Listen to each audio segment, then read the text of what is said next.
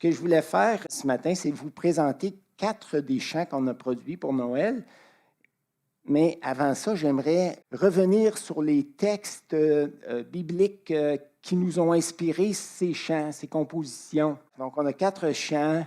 Et le premier, c'est l'annonce à Marie, qui est basé sur Luc 1, versets 26 à 38.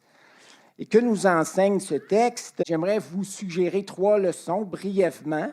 Premièrement, que Dieu cherche des gens sans prétention pour accomplir son œuvre. Et on voit ça dans les versets 26 à 29.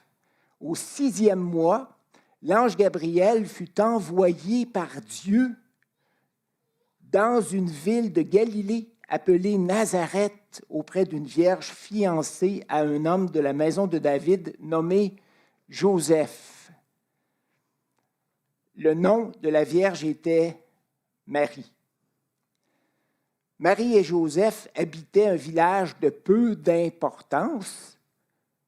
Luc précise au verset 26 que Nazareth était une ville de Galilée parce que ses lecteurs, en dehors de la Palestine, n'en avaient probablement jamais entendu parler. De plus, on ne trouve aucune mention de Nazareth dans l'Ancien Testament, ni dans les livres apocryphes, ni dans les écrits de l'historien juif Joseph. Nazareth était un village éloigné des grandes routes et situé à environ 110 kilomètres de Jérusalem. Les chiffres peuvent varier là, d'une encyclopédie à l'autre parce qu'on ne sait pas exactement. Les Juifs de la ville méprisaient Nazareth et particulièrement ceux qui habitaient près de Jérusalem. Jean 1,45, Nathaël, qui était un homme de Dieu, dit à Philippe, un des disciples du Seigneur, « Peut-il venir de Nazareth quelque chose de bon? » Ça laisse entendre que Nazareth avait même une mauvaise réputation. Mais non seulement les Nazaréens étaient des gens de condition humble, mais Marie et Joseph eux-mêmes étaient des gens inconnus et sans prétention. On ne sait pratiquement rien de Marie, de sa famille, de ses antécédents. Luc la décrit comme une vierge et cela n'avait rien d'exceptionnel à l'époque. De plus, selon Tal Ilan, qui, dans ses recherches universitaires, a compilé tous les noms connus des femmes juives vivant en Palestine entre 330 avant Jésus-Christ et 200 ans après Jésus-Christ, le nom Marie ressort comme un des noms les plus populaires de l'époque. Donc ça veut dire que des Maries, il y en avait des tonnes. Et on ne sait pratiquement rien de Joseph non plus, sinon qu'il était de la descendance de David et qu'il exerçait le métier de charpentier. Et des Joseph, il y en avait aussi des tonnes à l'époque. C'est donc à des gens inconnus, de peu d'importance et sans prétention, que Dieu envoie l'ange Gabriel, un de ses plus illustres messagers. Nous savons par les Écritures que Dieu a à son service des dizaines de milliers d'anges, pour ne pas dire des millions, pour ne pas dire un nombre incalculable. Dieu a créé un incalculable nombre d'anges pour le servir, tellement il est grand. Mais de tous ces millions d'anges, il y en a juste 2 dont on connaît le nom dans les Écritures, et c'est Michaël et Gabriel. Et Gabriel, qui veut dire Dieu est puissant, il est mentionné 4 fois dans les Écritures, 2 fois dans le livre de Daniel et 2 fois dans Luc. Et d'un point de vue purement humain, je dirais que Gabriel ne cadrait pas vraiment dans le décor. Un des anges les plus puissants de Dieu, les plus près de Dieu, qui s'emmène dans un petit village. Et comme nous le voyons, verset 28, l'ange Gabriel annonce à Marie qu'elle avait obtenu la faveur de Dieu et que la puissance du Seigneur lui était accordée pour accomplir une grande tâche. L'ange entra chez elle et dit « Je te salue, toi à qui une grâce a été faite. Le Seigneur est avec toi. » Et la phrase « Le Seigneur est avec toi » signifiait Dieu t'appelle à faire de grandes choses pour lui et il t'accorde la puissance nécessaire pour les accomplir. C'est une phrase, entre autres, qui avait été dite à Gédéon. Dans Juge 6.12, il est dit, l'ange de l'Éternel lui apparut et lui dit, l'Éternel est avec toi. Le Seigneur est avec toi. Mais comme nous le voyons au verset 29, Marie est troublée par les paroles de Gabriel parce qu'elle ne pouvait concevoir que l'ange s'adresse à elle comme Dieu s'était adressé à de grands hommes dans l'Ancien Testament.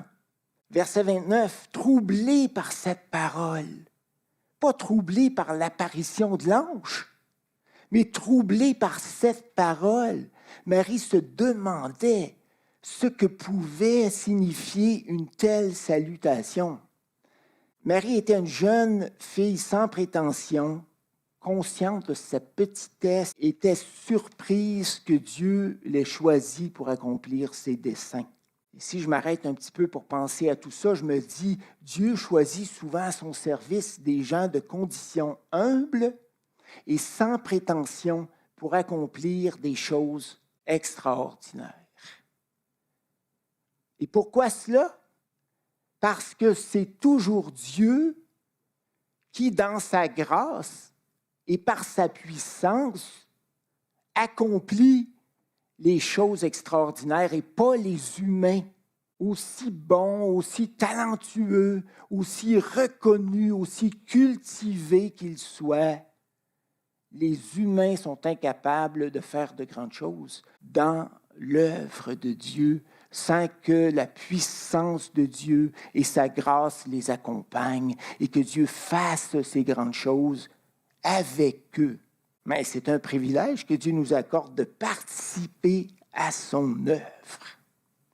Et n'attendons pas d'être grands et forts pour le servir, mais pourquoi ne pas nous offrir faibles comme nous le sommes, petits comme nous le sommes, et pourquoi ne pas dire à Dieu, Seigneur, je ne sais pas ce que tu pourrais faire avec moi, mais cette année, je me mets à ta disposition. Romains 12, 1, je t'offre mon corps, mon âme comme un sacrifice saint, vivant et agréable à Dieu. Je m'offre à toi, Seigneur. Fais de moi ce que tu veux. J'aimerais que tu m'utilises, mais Seigneur, je ne le fais pas parce que je recherche la grandeur, parce que je recherche à devenir reconnu, aimé, adulé par les humains, mais je le fais pour ta gloire. Et Seigneur, fais-moi ce que tu veux. Et si tu me confies des petites responsabilités, ça va me faire plaisir. Et si tu me confies des choses plus grandes, ben ça va me donner le vertige. Et moi aussi, je vais être troublé comme Marie.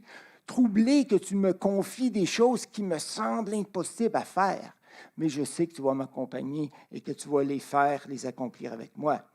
Donc ça, c'est la première leçon. Dieu utilise des gens sans prétention. La deuxième leçon, Dieu choisit à son service des gens prêts à lui faire entièrement confiance. Et on voit ça dans les versets 30 à 37. L'ange Gabriel rassure Marie en lui disant une deuxième fois qu'elle avait trouvé grâce devant Dieu.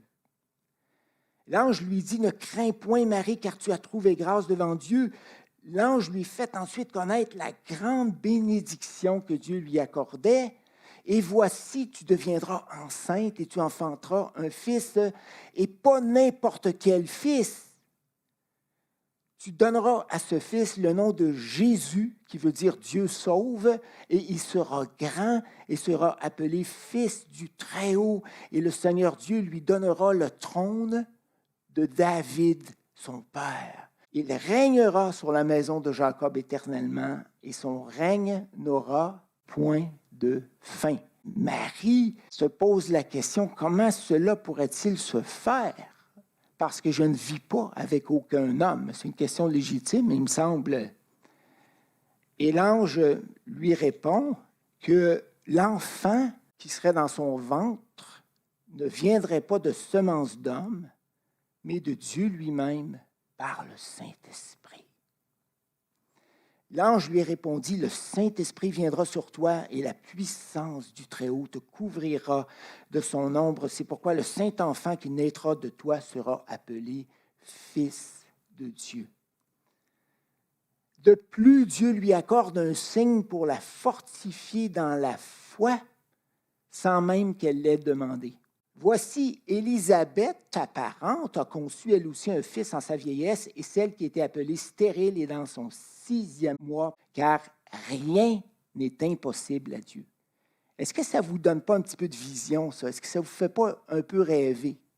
Peut-être que vous avez souvent rêvé et que Dieu n'a pas accompli les rêves précis que vous aviez en tête ou dans le cœur. Mais ce n'est pas une raison pour cesser de rêver dans le Seigneur. Mais dites au Seigneur, « Seigneur, je ne veux pas que mes rêves soient trop accolés à mes désirs personnels, mais j'aimerais que mes rêves s'harmonisent avec ta volonté, avec ton désir pour ma vie. Je ne veux pas rêver de quelque chose que tu ne m'appelles pas à faire. Mais j'aimerais rêver avec toi de ce que tu m'appelles à faire et qui ne correspond peut-être pas à ce que j'avais pensé. Mais Dieu, par le Saint-Esprit, a la puissance de nous montrer ce qu'il attend de nous avant de nous accompagner pour l'accomplir. Alors, il y a des temps où est-ce que c'est le temps de produire et de servir parce qu'on sait ce que Dieu veut, c'est clair, on avance, il y a des combats, il y a des luttes, il y a des difficultés, des découragements, mais on continue. Puis il y a d'autres moments où est-ce qu'il faut s'arrêter et dire, « Seigneur, je suis à une croisée des chemins. Je ne sais plus ce que tu attends de moi. » Et je ne vais pas me lancer dans n'importe quelle direction, même si j'ai la bougeotte, parce que c'est pour ça que Dieu veut que tu fasses, que tu t'agites.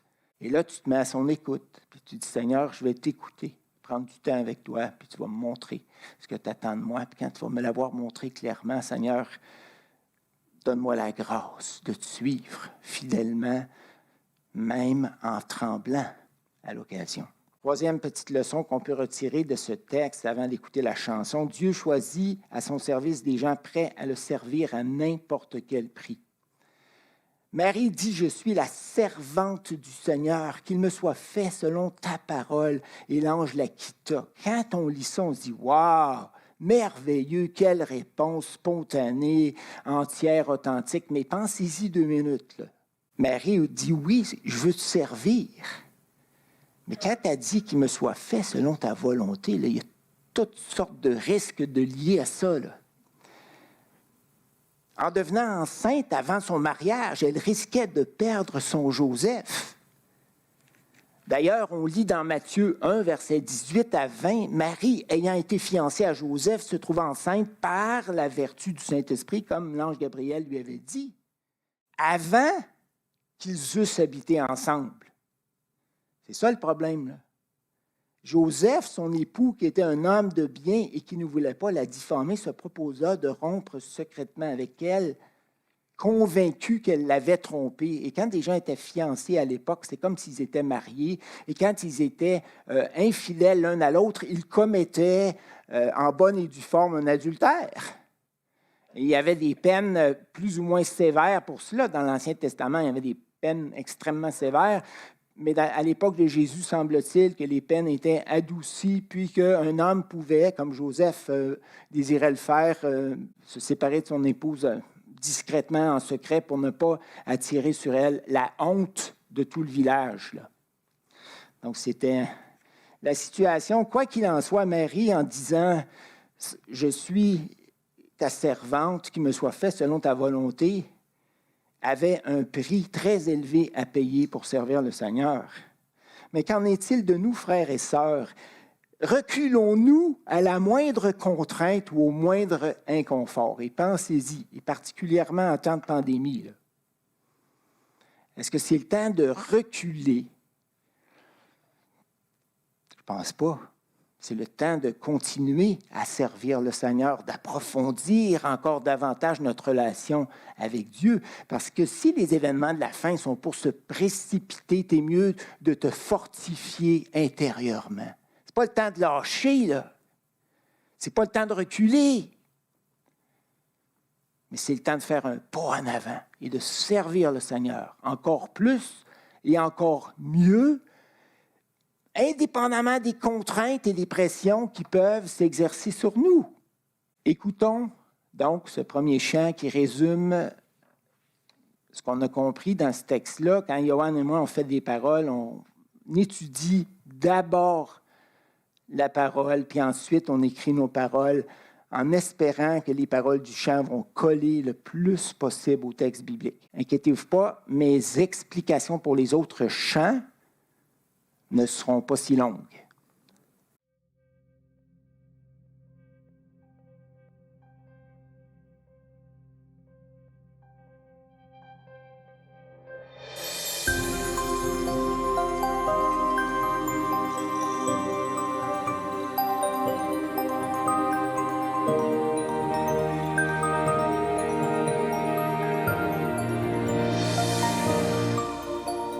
Au 6e mois, l'ange Gabriel fut envoyé par Dieu en Galilée, dans la ville de Nazareth, ville de très peu d'importance.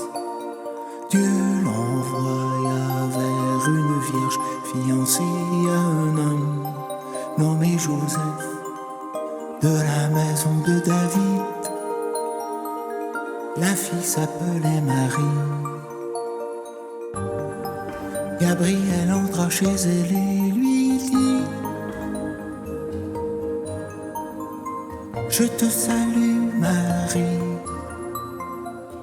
Dieu t'accorde une immense grâce. Troublée par ces paroles, Marie se demandait: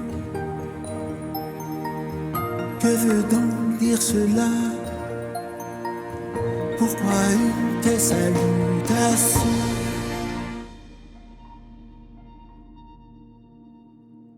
L'ange lui dit: N'aie pas peur, Marie, car la faveur de Dieu t'est accordée, et tu deviendras enceinte.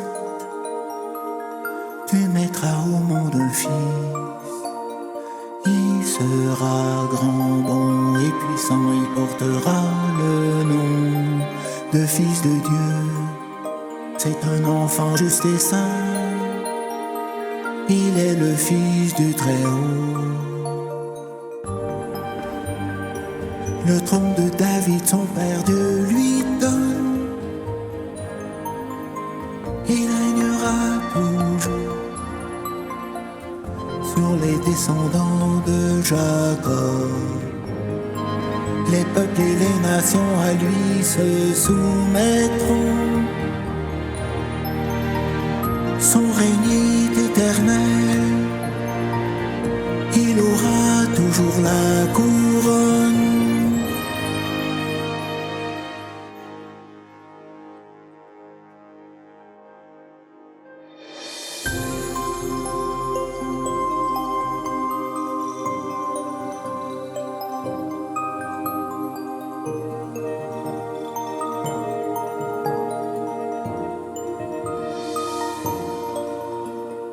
Comment cela se fera-t-il? Je ne suis pas avec aucun homme.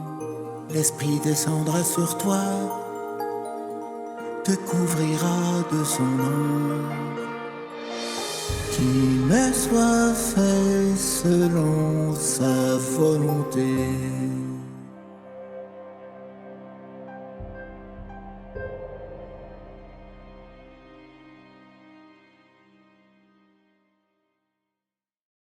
Lorsque l'ange était apparu à Marie, il lui avait dit des choses extraordinaires, glorieuses, qui en faisaient une personne spéciale, mais par la grâce de Dieu. Il n'était pas question de prendre cette femme-là et de la diviniser comme on a fait, mais simplement de dire « Wow, la grâce de Dieu prend quelqu'un d'humble, de sans prétention, et lui permet d'accomplir des choses extraordinaires. » Et lorsque Marie a été visiter sa cousine Élisabeth, c'est le signe que Dieu lui avait donné pour la fortifier dans la foi. Donc, elle s'empresse d'aller visiter sa cousine. sa cousine la voit dans le cadre de la porte, puis remplie du Saint-Esprit, elle commence à lui dire des choses merveilleuses. « Oh, comment est-ce possible que la mère de mon Seigneur vienne chez moi, une humble servante, etc., etc. » Et suite à cela, au lieu de s'enfler la tête et de se prendre pour quelqu'un qu'elle n'était pas, Marie reconnaît la grâce et la miséricorde de Dieu. Elle demeure humble. Et produit le plus beau cantique qu'on ne peut pas avoir, qui s'appelle le cantique de Marie. Et Marie dit, « Mon âme exalte le Seigneur », c'est-à-dire élève le Seigneur, c'est lui qui doit être élevé. « Et mon esprit se réjouit en Dieu, mon Sauveur. » Il est venu d'abord pour me sauver, parce qu'il a jeté les yeux sur la bassesse de sa servante. On voit encore son humilité qui transpire dans ces versets-là, car voici désormais toutes les générations me diront, bienheureuse, son nom est saint et sa miséricorde s'étend d'âge en âge sur ceux qui le craignent. Et après avoir souligné la miséricorde de Dieu en sa faveur, dans les versets 46 à 49 de Luc chapitre 1, mais après ça, elle va élargir sa prière, puis là, elle parle de Dieu qui étend sa miséricorde, qui rend justice à tous les humbles et à tous les exploités de la terre. C'est comme si Marie, dans son cantique, annonce un jugement à venir par lequel le Messie va renverser l'ordre des choses. Vous vous inquiétez peut-être aujourd'hui de la petite poignée d'humains là, qui possèdent plus de la moitié des richesses de toute la terre et des compagnies, des multinationales qui s'enrichissent de plus en plus alors que la population s'appauvrit de plus en plus et que le fossé se creuse véritablement entre riches et pauvres. Mais dites-vous que le Seigneur Jésus va venir bientôt et va renverser tout cela. Dans la deuxième partie de son cantique, Marie dit, « Il a déployé la force de son bras. Il a dispersé ceux qui avaient dans le cœur des pensées orgueilleuses, qui pensaient pouvoir contrôler toute la terre. Il a renversé les puissants de leur trône et a élevé qui? Les humbles? Il a rassasié de biens les affamés qu'on exploitait. Il a renvoyé les riches à vide. Il a secouru Israël, son serviteur, et s'est souvenu de sa miséricorde, comme il avait dit à nos pères envers Abraham et sa postérité pour toujours. »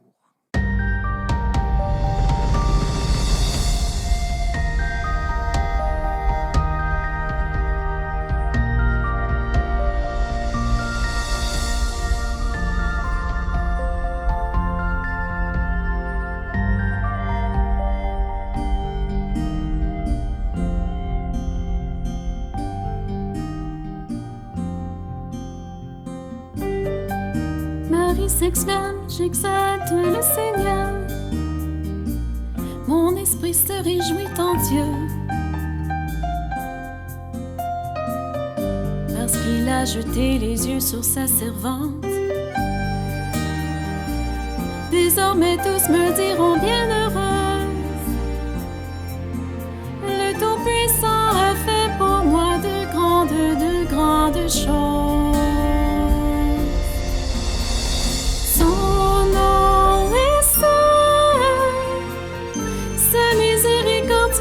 En âge, sur tous ceux qui l'aiment et qui l'honorent et qui l'adorent. Son nom est saint, sa miséricorde s'étend d'âge en âge, sur tous ceux qui l'aiment et qui l'honorent. Il a montré la force de son bras, disperser les orgueilleux, à chasser les rois les puissants de leur trône. retirer les âmes de la poussière. Le Tout-Puissant a rassasié les pauvres et les affamés. Son nom est saint, sa miséricorde s'étend d'âge en âge, sur tous ceux qui l'aiment et qui l'honorent et qui l'adorent. Son nom est saint, sa miséricorde s'étend d'âge en âge, sur tous ceux qui l'aiment et qui l'honorent.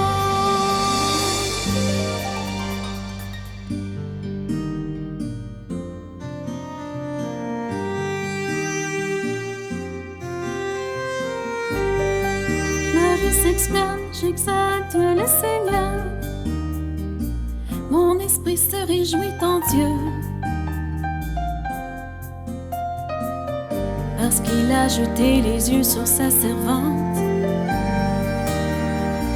Désormais tous me diront bienheureuse.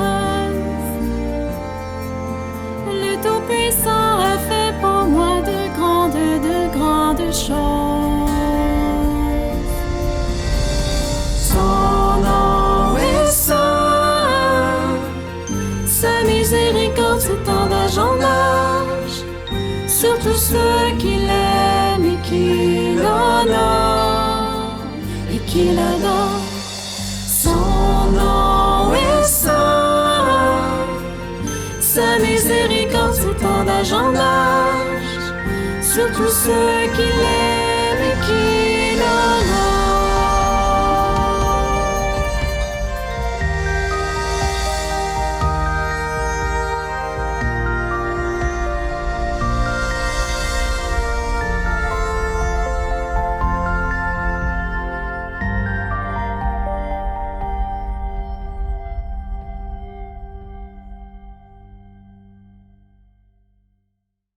Siméon. À l'époque de Jésus, comme vous le savez, la plupart des Juifs s'étaient enfoncés dans un formalisme religieux qui déplaisait grandement à Dieu, et c'est ce qui a fait dire à Jésus qu'il avait repris les paroles d'Isaïe. Donc, on voit que c'est un phénomène de toutes les époques. Ce peuple m'honore des lèvres par leurs chants, par leurs enseignements, mais son cœur est éloigné de moi. Son cœur ne m'appartient pas. Sa vie quotidienne ne m'appartient pas. Il ouvre le tiroir de la commode, le tiroir appelé religion, et le referme et continue de vivre comme avant, sans se soucier de moi, du matin au soir et du soir au matin, et du lundi au dimanche et du dimanche au lundi. Dieu nous désire tout entier. Il ne veut pas qu'on court, il ne veut pas qu'on s'épuise, il ne veut pas qu'on en fasse trop, mais il désire notre cœur. Alors, si tu penses à un cadeau que tu pourrais offrir au Seigneur à Noël, offre-lui ton cœur. Dis-lui, Seigneur, je te demande pardon, j'ai repris une partie de mon cœur, puis une partie importante de mon cœur, de ma vie que je garde pour moi, puis je me rends compte que j'ouvre de temps en temps le petit tiroir religion, spiritualité, mais je le referme rapidement, puis je m'empresse d'aller vers mes vrais désirs dont tu n'es pas l'objet. C'est pas normal, c'est pas un croyant. Le premier commandement de la loi, c'est d'aimer le Seigneur de tout notre cœur, de toute notre âme et de toute notre pensée. Et je sais qu'il n'y a personne de nous qui le fait de façon parfaite, mais ce n'est pas grave. Dieu nous aime, on jouit de sa grâce. Il n'y a plus aucune condamnation pour ceux qui sont en Jésus-Christ. Mais est-ce que c'est un prétexte pour vivre pour nous-mêmes? Qu'est-ce que l'apôtre Paul répondrait à cela? Loin de là. Pécherons-nous afin que la grâce abonde? Loin de là. Mais vivons pour le Seigneur et en le faisant, on expérimente une joie de toute façon qu'on ne connaîtra jamais en vivant pour nous-mêmes. Alors, ce chant, qui est basé sur Luc 2, 25 à 32, nous raconte la rencontre de Siméon avec Jésus. Il désirait voir Jésus, le Messie de Dieu, avant de mourir, avant de s'endormir, comme c'est dit dans le chant.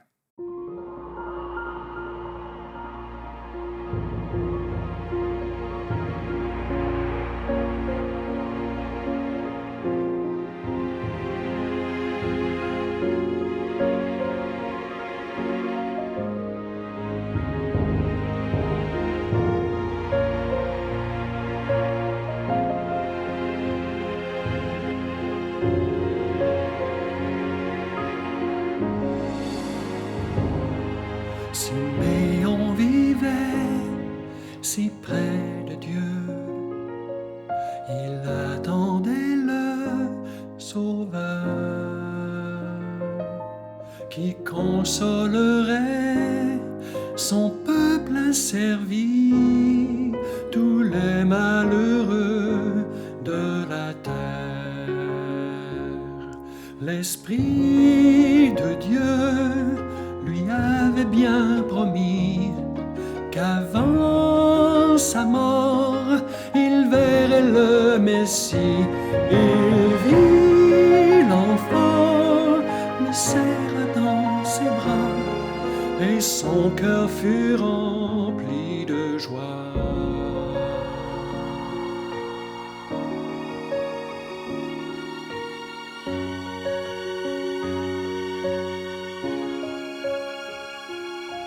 Siméon savait que cet enfant était l'envoyé de Dieu, qui éclairerait Israël son peuple et les nations du monde entier. L'Esprit de Dieu l'avait conduit au temple pour voir Jésus avant de s'endormir. Son cœur était rempli de joie, de paix. Il savait qu'il le reverrait. Qu'il le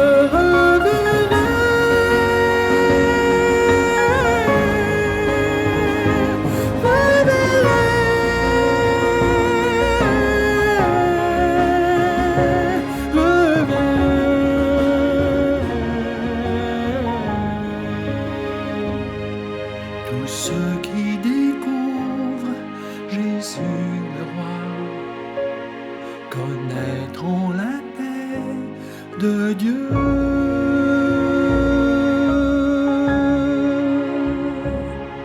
Connaîtront la paix de Dieu.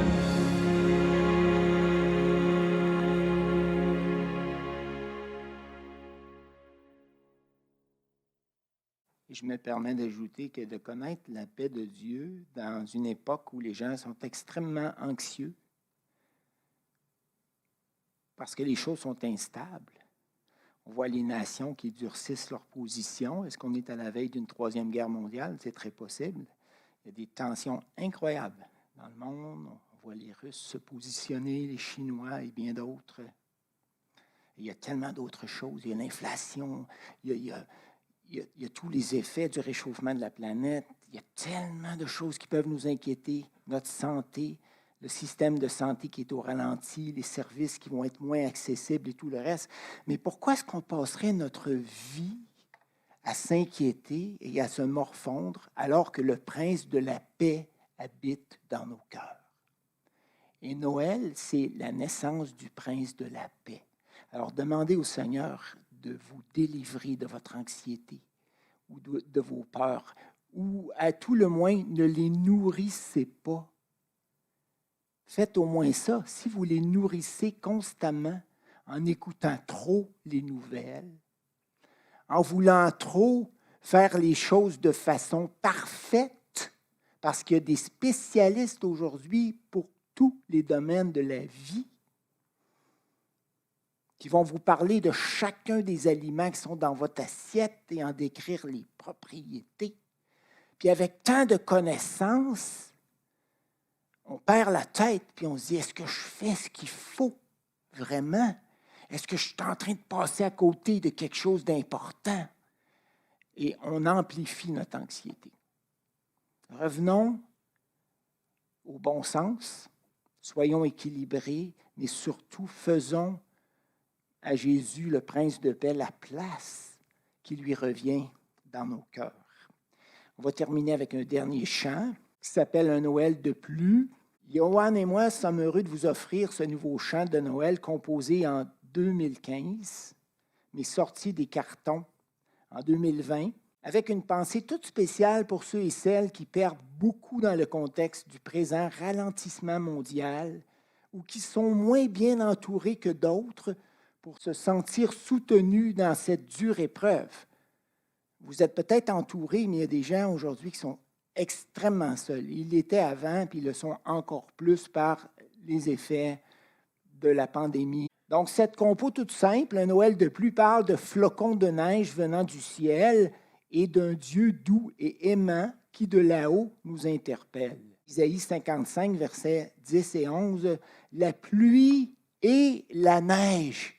La pluie et la neige tombent du ciel. Mais elle n'y retourne pas sans avoir arrosé la terre, sans l'avoir rendue fertile et avoir fait germer les graines. Elle procure ainsi de la semence au semeur et de la nourriture à celui qui a faim.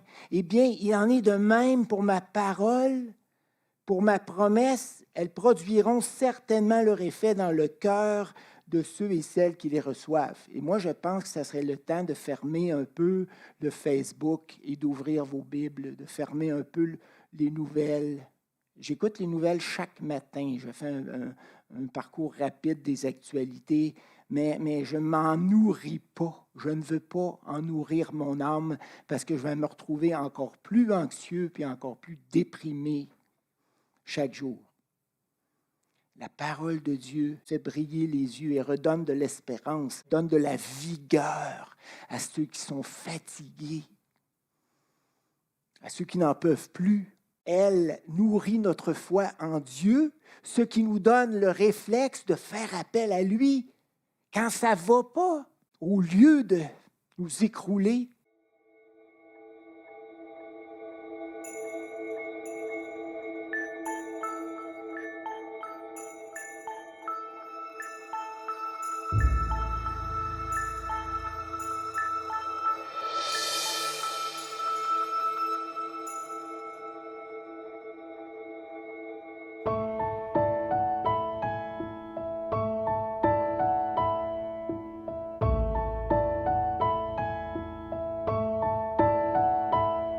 C'est un Noël de pluie, un simple Noël.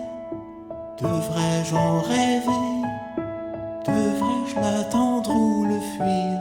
Ou encore l'ignorer?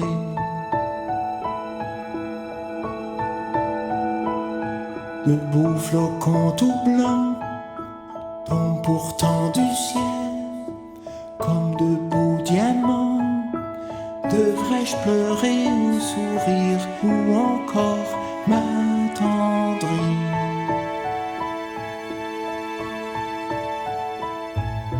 Pourtant autrefois, mais Noël était si beau, rempli de tendresse, bercé par l'innocence. Alors scintillait la promesse de jours nouveaux qui ravivait l'espérance de mes idéaux.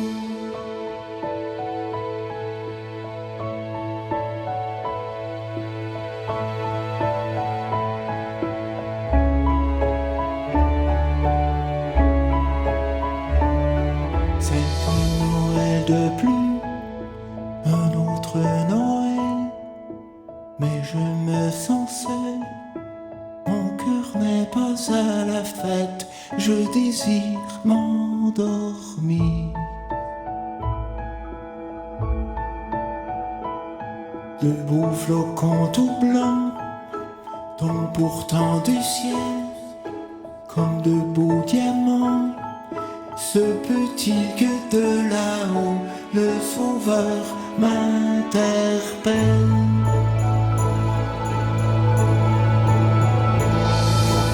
Pourtant autrefois, mais Noël était si beau, rempli de tendresse, bercé par l'innocence.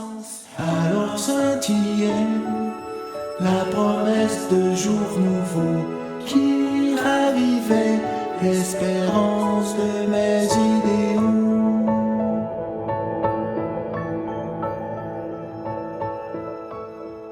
Où est-ce que t'es ce soir? J'espère que t'as pas froid. On aurait tellement aimé ça que tu sois avec nous. Mais on va se reprendre bientôt. Alors scintillait la promesse de jour nouveau qui ravivait l'espérance de mes idées.